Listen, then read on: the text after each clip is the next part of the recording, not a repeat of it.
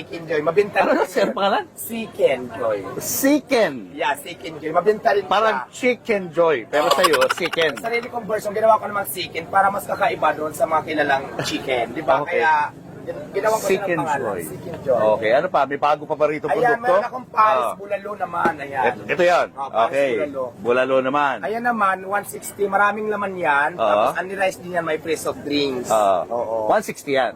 160, unli-rice na rin, may free soft drinks. Pero good for 2 person na yan. Oh, yun.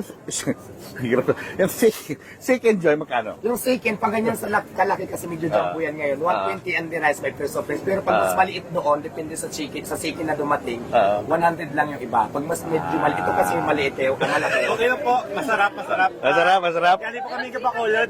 Bacolod pa kayo galing? As in, dinayo nyo to? Yes po. Wow! Saan nyo nabalitaan si Diwata? Facebook. Facebook. Salamat ha, salamat sa import nyo. O, tingnan mo naman ha, galing pa sila ng Bacolod. Alam mo kasi yung mga malalayong na-appreciate ko talaga yung pagpunta nila dito, di ba? Oh, happy kayo, happy.